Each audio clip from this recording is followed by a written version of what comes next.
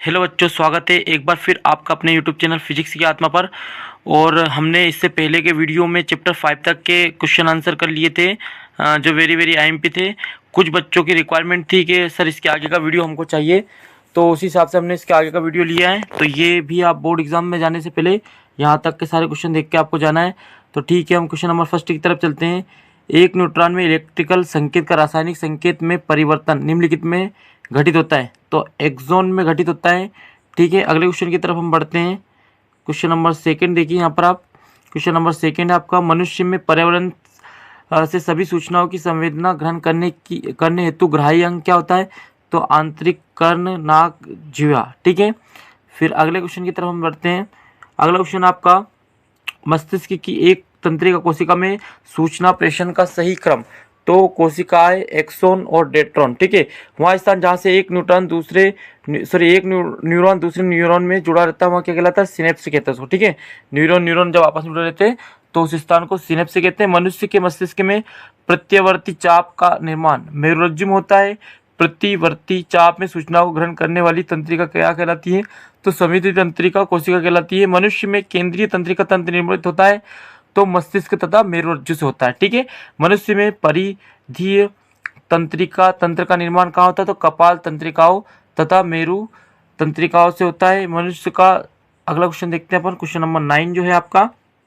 ठीक है, मस्तिष्क का मुख्य सोचने वाला भाग क्या होता है? तो अग्र मस्तिष्क होता है। ठीक है, 3 मस्तिष्क होते हैं आपके, प्रमस्तिष्क, मध्य मस्तिष्क और अग्र मस्तिष्क। ठीक है, तो जो अग्र मस्तिष्क होता है आपका वो मुख्य सोचने वाला भाग होता है। मनुष्य में प्रतिवर्ती क्रिया का केंद्र मेरुरज्जु है।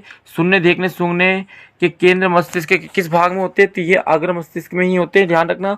भूख का केंद्र मस्तिष्क के किस भाग में? तो अग्र मस्तिष्क में ही है। ठीक है, अग्र मस्तिष्क का बहुत ज़्यादा यहाँ पर यूज होता है हमारे शरीर में। रक्तदाब, लार आना तथा वमन का केंद्र मस्तिष्क के किस भाग में होता है? तो पश्चिम मस्तिष्क में। ठीक है, याद रखना, पश्चिम मस्तिष्क में स्थित मेडुला में ऐसा होता है। एक सीधी रेखा में चलना, साइकिल चलाना, एक पेंसिल उठाना जैसी क्रिया मस्तिष्क के किस भाग में से नियंत्रित होती है? तो अनुमस्तिष्क से, याद है। ठीक है, अगला है मानव मस्तिष्क का कौन सा भाग ऐच्छिक क्रियाओं की परिशुद्धि तथा शरीर की संस्थिति तथा संतुलन के लिए उत्तरदायी होता है? तो अनुमस्तिष्क होता है। ठीक है, अगला क्वेश्चन आपका, जंतुओं में, ठीक है, जंतुओं में नियंत्रण, ठीक है, जंतुओं में नियंत्रण तथा, एक मिनट रुकिए, जंतुओं में नियंत्रण और समन्वय के लिए उत्तरदायी ऊतक क्या होता है? तो तंत्रिका ऊतक, पेशीय ऊतक होता है। हमारी ज्ञान इंद्रिया क्या होती है? तो आंतरिक कर्ण, जीवा, नाक। ठीक है, वापस आ गया। 2 तंत्रिका कोशिकाओं के मध्य खाली स्थान को हम सिनेप्स कहते हैं।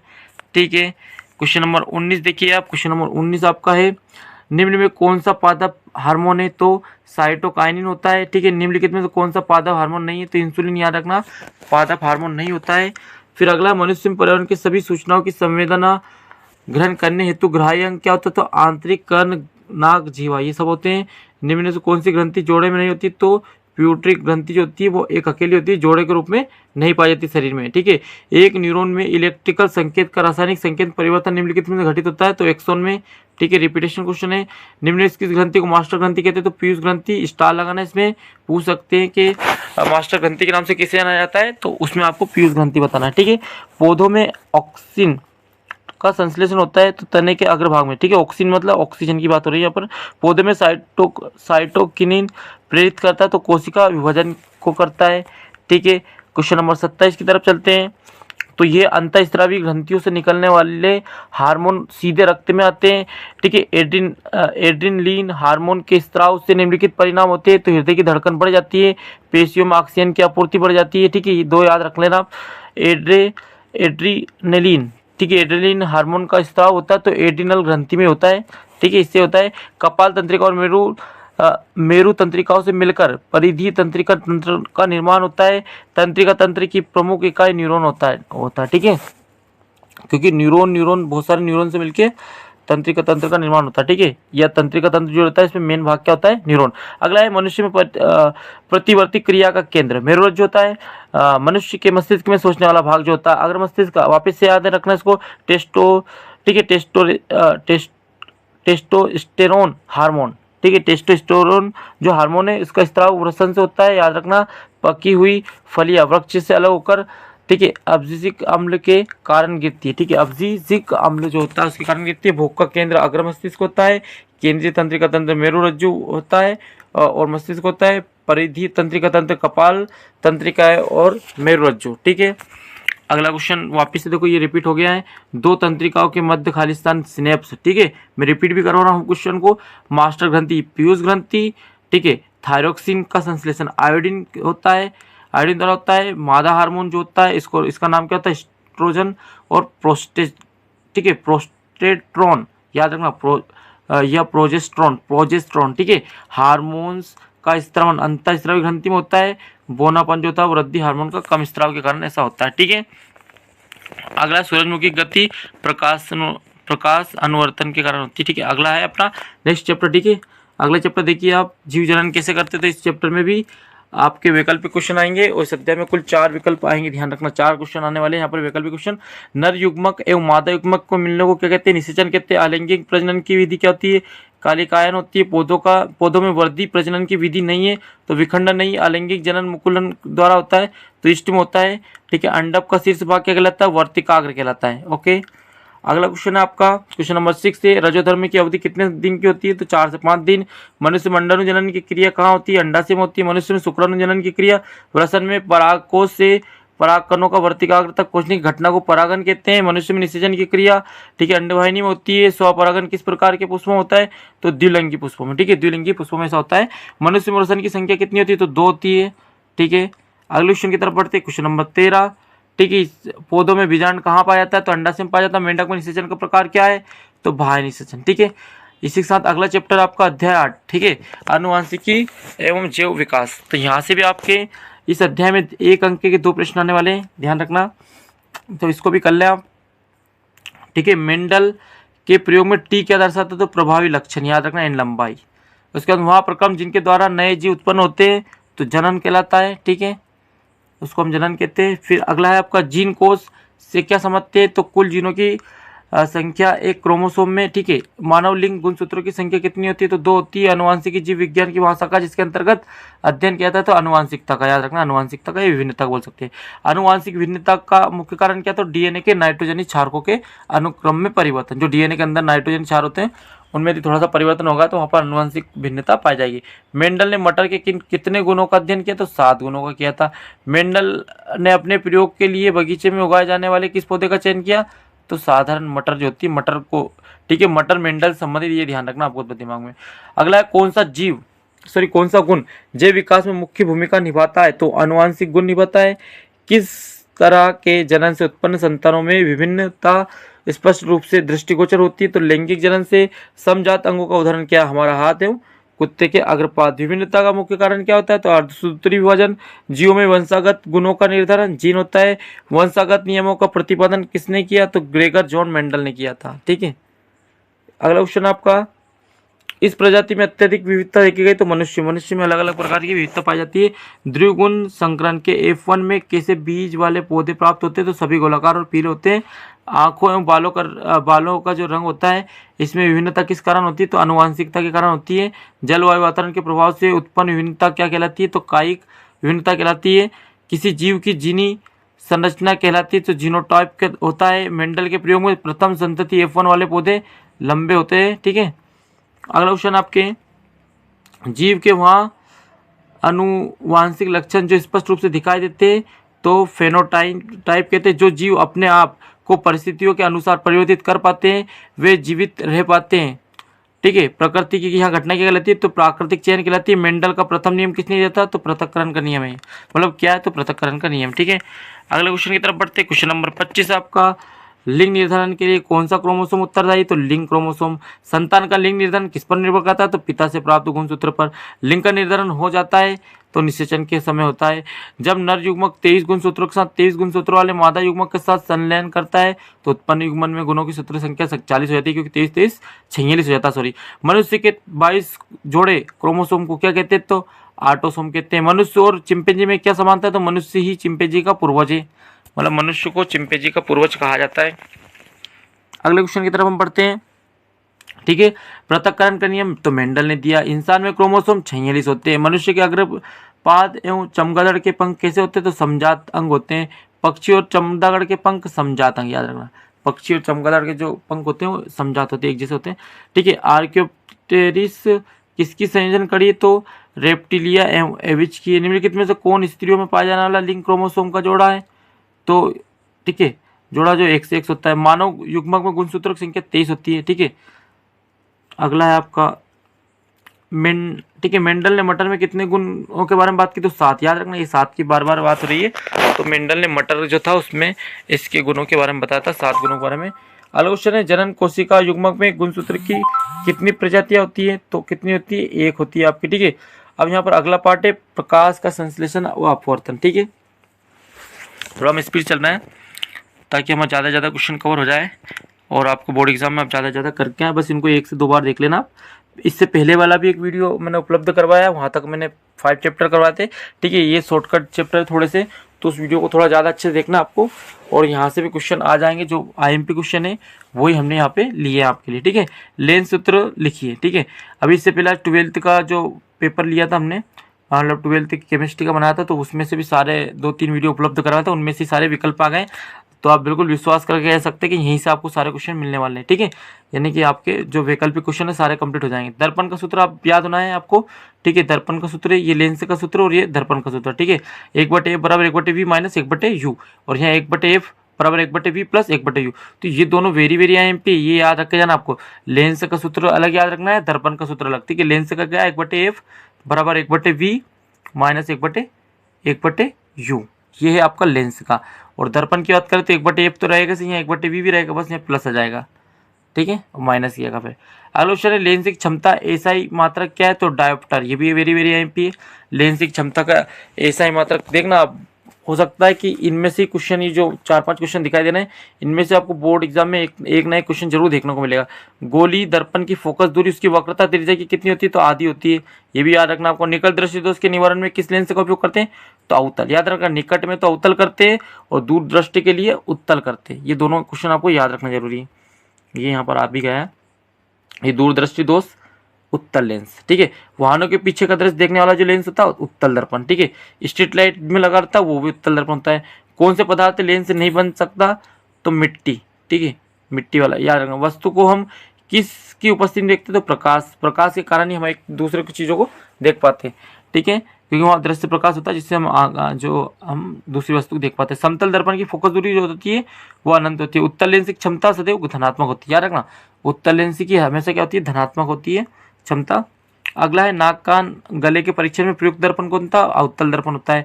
दाढ़ी बनाने के लिए जो दर्पण होता है वो अवतल होता है, ठीक है। अवतल मतलब ऐसा कैसे हमको दिखाई देता है। चेहरा देखने के लिए किस दर्पण का उपयोग करते हैं, तो समतल दर्पण का।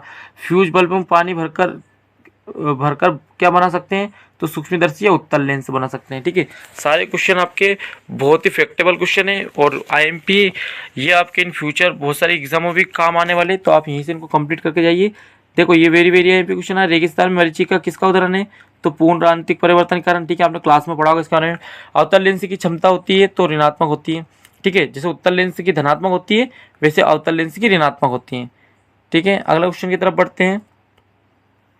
क्वेश्चन नंबर 19 आपका, उस दर्पण का नाम बताइए जो बिंब का सीधा आवर्धित प्रतिबिंब बनाता है, तो अवतल दर्पण, ठीक है। ये भी स्टार लगाना इसमें, इस टाइप का क्वेश्चन दिखेगा आपको। गोली दर्पण की वक्रता त्रिज्या और उसकी फोकस दूरी में क्या संबंध है, तो R बराबर 2F, ये सूत्र देख लेना आप, R बराबर 2F याद रखना इसको, ठीक है, कभी आ जाए गलती से वाला क्वेश्चन। उस लेंस का नाम बताइए जो प्रकाश की किरणों को एक बिंदु पर मिला देता है, उत्तल लेंस, ठीक है। उस लेंस का नाम बताइए जो प्रकाश की किरणों को बिखेर देता है, अवतल लेंस, ठीक है। देखो 22 क्वेश्चन है और ये 22 क्वेश्चन बहुत ही बहुत IMP लिए गए, ऐसा एक भी क्वेश्चन नहीं जो IMP ना हो, ठीक है। अगला क्वेश्चन है आपका चैप्टर 10, देखिए यहाँ पर, ठीक है। मानव नेत्र रंग बिरंगा संसार की बात होगी यहाँ पर। तो इस अध्याय में 2 वैकल्पिक क्वेश्चन मिलने वाले। मानव नेत्र किस भाग पर किसी वस्तु का प्रतिबिंब बनता है, तो दृष्टिपटल जो रेटिना होता है, मेन चीज याद रखना, रेटिना। अगला, अभिनेत्र लेंस की फोकस दूरी में परिवर्तन किया जाता है, तो पक्षी भी मांसपेशी द्वारा, ठीक है। अगला है, आकाश नीला दिखाई देता है तो प्रकाश का प्रकीर्णन होता है इसलिए दिखाई देता है, ठीक है। इंद्रधनुष का बनता है तो प्रकाश वर्ण विक्षेपण के द्वारा, इंद्रधनुष जो बनता है प्रकाश का वर्ण विक्षेपण होता है उसके कारण होता है, ठीक है। सूर्य से प्राप्त वर्ण क्रम स्पेक्ट्रम में पहला रंग कौन सा होता है, तो लाल, ठीक है। वो आपने पढ़ा होगा ना, बेजानी हपी नाला, तो वो जो लाल नीचे का होता है वो याद रखना आपको कि ये वाला मेन रहेगा। किस रंग की तरंग दैर्घ्य सबसे ज़्यादा होती है तो लाल रंग की तरंग दैर्घ्य सबसे ज़्यादा होती है। ठीक है, अगला क्वेश्चन की बात करते हैं हम। ये दोनों क्वेश्चन याद रखना, यहाँ से क्वेश्चन पूछा जाता है। जो बेजनी हपी नाला जो हम याद रखने का तरीका होता है, उसमें से किस रंग का प्रकीर्णन कम होता है तो लाल रंग का कम होता है। किस रंग की तरंग दैर्घ्य सबसे कम होती है तो बैंगनी की होती है। जिसकी तरंग दैर्घ्य कम होगी वो मतलब वो कम खतरनाक होगा, और जिसकी तरंग दैर्घ्य ज़्यादा होगी वो ज़्यादा खतरनाक कलर होता है। ठीक है, किस रंग का प्रकीर्णन सबसे ज़्यादा होता है तो नीला। खतरे के सिग्नल किस रंग के बनाए थे तो लाल रंग के। ठीक है, तारे क्यों टिमटिमाते थे तो वायुमंडलीय अपवर्तन के कारण। ग्रह क्यों नहीं टिमटिमाते, स्वयं का प्रकाश नहीं होता। ठीक है, उसका नेत्रदान में कौन सा भाग अपन करेंगे दान तो कार्निया भाग करेंगे। ठीक है, याद रखना आपको। अगले क्वेश्चन की तरफ बढ़ते हैं। नेत्र में प्रकाश किस भाग से आंख में प्रवेश करता है तो पुतली के द्वारा, पुतली बोल। ठीक है, नेत्र गोलक का आकार कितना होता है 2.3 सेंटीमीटर। याद रखना। अंतरिक्ष यात्री को आकाश काला क्यों दिखाई देता है तो वायुमंडल के अनुपस्थिति के कारण ऐसा होता है। ठीक है, वहाँ प्रकाश का प्रकीर्णन नहीं होता है। वर्ण विक्षेपण के दौरान सर्वाधिक विचलन होता है तो बैंगनी रंग का होता है। अधिक आयु वाले व्यक्तियों की आंखों में लेंस दूधिया रंग का और धुंधला हो जाता है, इसका कारण क्या होता है तो मोतियाबिंद हो जाता है उनको, इसलिए होता है ऐसा। ठीक है, क्वेश्चन नंबर 19 की तरफ चलते हैं। Vitamin A. ठीक है, विटामिन ए की कमी के कारण आंखों की कौन सी बीमारी होती है तो रतौंधी होती है। निकट दृष्टि दोष के कारण निवारण में कौन सा लेंस प्रयोग करते हैं तो अवतल, और दूर दृष्टि के लिए उत्तल। याद रखना, निवारण करने के लिए। ठीक है, जरा दृष्टि दोष के लिए तो द्विफोकस लेंस होता है, इसमें दोनों तरह के लेंस यूज किए जाते हैं। नेत्र लेंस की क्षमता किसके फोकस दूरी को समायोजित किया जा सकता है तो समंजन क्षमता को। स्वस्थ मानव नेत्र के लिए स्पर्श दूरी जो होती है 25 सेंटीमीटर। याद रखना, भूल मत ना मत, 25 सेंटीमीटर से हमारी आंखों को स्पष्ट दिखाई देता है। ठीक है, प्रिज्म के दो पार्श्व पलकों के बीच का कोण को कहते हैं प्रिज्म कोण। ठीक है, दृष्टि विषम के निवारण में कौन सा लेंस प्रयोग करते हैं तो बेलनाकार लेंस। प्राथमिक रंग कौन कौन है तो लाल, नीला, हरा, ये सबसे पहले रंग है, इसके बाद बाकी के रंग बने हुए हैं। ठीक है, अगला आपका प्रिज्म में आपतित किरण एवं निर्गत किरण के बीच का कोण क्या कहलाता है तो विचलन कोण। ठीक है, अगला अध्याय आपका, यहाँ से भी आपके कुल 3 अंक का क्वेश्चन आएंगे, विद्युत वाला चैप्टर है। ठीक है, तो शॉर्टकट क्वेश्चन जल्दी देखें। यहाँ पे प्रतिरोध का मात्रक ओम। ठीक है, इससे बाहर कुछ नहीं आने वाला है, ध्यान रखना। विद्युत धारा का एसआई मात्रक एम्पियर। विद्युत शक्ति का अंतरराष्ट्रीय मात्रक वाट। विभवांतर का मात्रक वोल्ट। विद्युत धारा का मापक अमीटर। कौन सा पद विद्युत परिपथ में विद्युत शक्ति को निरूपित नहीं करता तो ठीक है IR²। विभवांतर का मात्रक मापक यंत्र वोल्टमीटर, यानी कि विभवांतर को हम वोल्टमीटर नापते हैं। एक अश्व शक्ति बराबर होता है 746 वाट, याद रखना। उसके बाद विद्युत आवेश का मात्रक कूलाम होता है। विद्युत परिपथ का क्या अर्थ है तो किसी विद्युत धारा के सतत बंद पथ को विद्युत परिपथ कहते हैं। शुद्ध जल विद्युत का होता है तो कुचालक होता है। शुद्ध जल कुचालक रहेगा और जल कुछ दिन के लिए भरा हुआ है तो सुचालक हो जाएगा। घरों में सभी उपकरण कौन से क्रम में जुड़े होते हैं तो समांतर क्रम में रहते हैं। आपके घर में जितनी भी वस्तु होती है उस युक्ति का नाम लिखिए जो किसी चालक के सिरों पर विभवांतर रखने में सहायता करती है तो विद्युत शैलीय बैटरी। विद्युत ऊर्जा का मात्रक क्या है तो किलोवाट घंटा। कार्य का एसआई मात्रक क्या है तो जूल होता कार्य का। ठीक है, क्वेश्चन नंबर आप 16 देखिए। 3 प्रतिरोधों को श्रेणी क्रम में संयोजित करने पर उसके परिणामी तुल्य प्रतिरोध का संबंध क्या होता है तो याद रखना R1 R2 R3 इनको जोड़ा जाता है। ठीक है, आवेश एवं विद्युत धारा में क्या संबंध होता है तो विद्युत धारा बराबर आवेश बटे समय। ठीक है, विद्युत सामर्थ्य का मात्रक वोल्ट या एम्पियर। ठीक है, मात्रक वोल्ट क्या होता है एम्पियर। अमापी को परिपथ में किस प्रकार से संयोजित किया जाता है तो श्रेणी क्रम में किया जाता है। ठीक है बच्चों, इसका अगला क्वेश्चन देखते हैं हम 20वां है वोल्टमीटर। ठीक है, क्वेश्चन आपका वोल्टमीटर को परिपथ में किस प्रकार संयोजित किया जाता है तो समांतर क्रम में। एक इलेक्ट्रॉन पर कितना आवेश होता है तो याद रखना 1 × 10⁻⁻19 कूलाम। ये वेरी वेरी IMP है।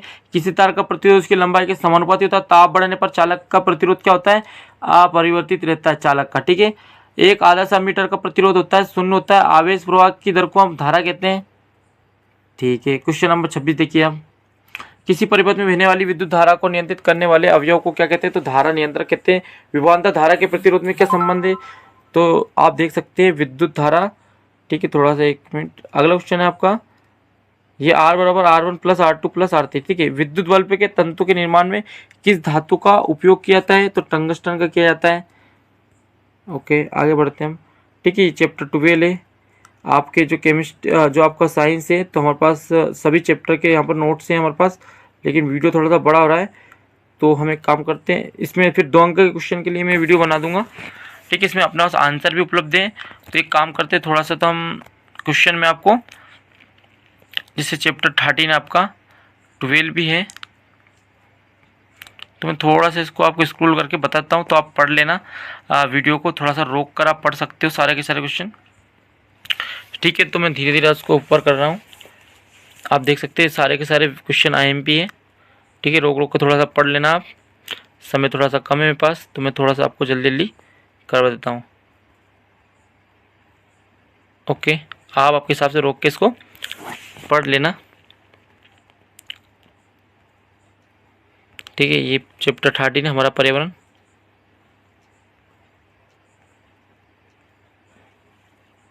ठीक है, 20 मिनट का वीडियो हो चुका है, तो अपन वीडियो को ज़्यादा बड़ा ना करते हुए, ठीक है। ओजोन का सूत्र याद रखना O3 है।